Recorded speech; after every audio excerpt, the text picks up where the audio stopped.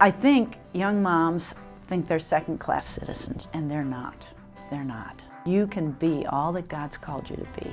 Just walk through those open doors and be brave. Try new things. Any wife, any mother can use their home for ministry. And you know, the early church didn't have buildings. They were kicked out of the synagogue and they minister out of their homes. And you couldn't be an elder in the early church unless your husband was known for his hospitality. Why was that? Because they worked out of their homes. And as people came into their homes, they marveled, it says in the book of Acts, how they loved one another and broke bread together. I think it's time to go back to that first century model and start using our homes to share Christ, because people are starved for that kind of love and connectedness.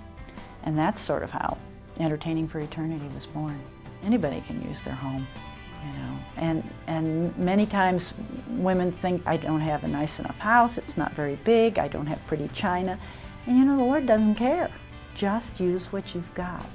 Because when someone comes into your home, they aren't noticing that stuff. They're noticing that you love them and you care about them.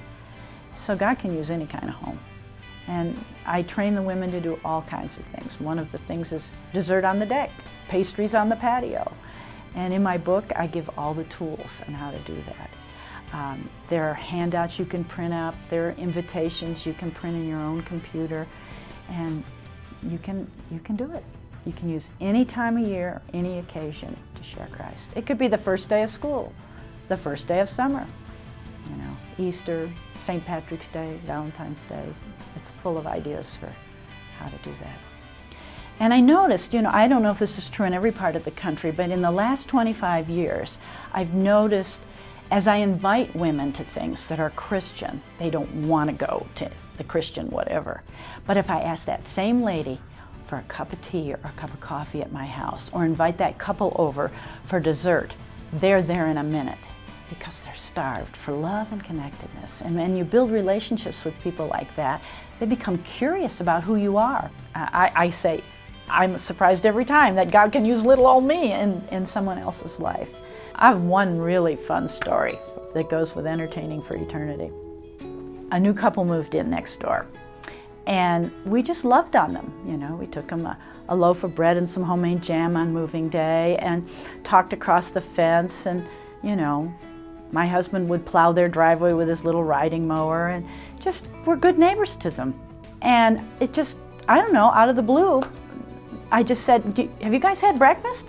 And they said, no. I said, well, come on over and we'll have breakfast together. And so the young couple came over and we had a wonderful time. I just scrambled some eggs, you know, made some French toast with it. And then I just said, Kelly, I'm starting a neighborhood Bible study. Would you like to come? She says, I've never been in a Bible study and I don't have a Bible. Can I still come? I said, sure. 9 months go by, the end of the season, we go on retreat with our church, and Kelly comes and she prays to receive Christ at the women's retreat. Not only that, but Kelly's mom has come to know the Lord over a cup of tea in my kitchen. And her children go to church every Sunday night. It's just thrilling to see how they've gone on with the Lord. All because I was gutsy enough to say, have you had breakfast? You want to come over? I guess they'd never had an invitation like that. And so I want to encourage women to go ahead. Any wife, any mother can be used by the Lord, by just being faithful and stepping out when you've got a prompting of the Holy Spirit to have a coffee in your home or a dessert for couples in your home. Go ahead. When you get these crazy ideas, go for it. Who knows? A whole family may be in the kingdom because you did it.